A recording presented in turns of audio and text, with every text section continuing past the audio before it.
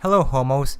Had you ever just wished you could die to do something positive but instead it's the opposite way around? Well, there's a certain organism that kills itself and does make a positive effect, something you cannot do. Can you guess the organism? Is it anti-vaxxers? Flat earthers? As much as I wish this was true, unfortunately it's cells. Anyways, cells have been our loyal friends for such a long time, ever since, I don't know, like a really long time. I give props to the cells since they're the ones who keep us well and alive. But no matter how much you love them, they'll have to die sooner or later. I just wish they could stop killing themselves altogether. But hey, at least they fulfill the duty.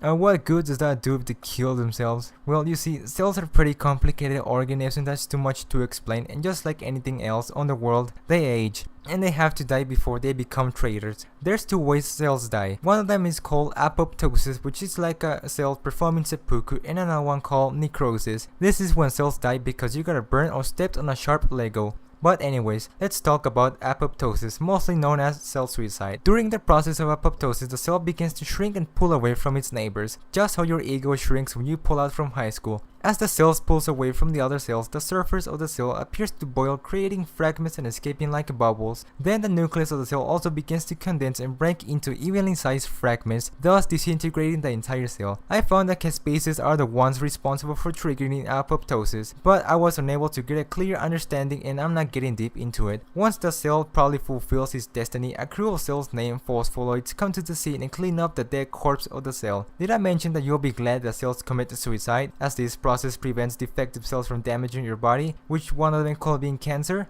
Not only they kill themselves to prevent cancer and other defectives, but also it prevents a virus crusade from taking over your holy body. Just in case you feel alone, remember that you have friends that die for you. Okay, now that I cover cell suicide, I will cover the second type of death cell.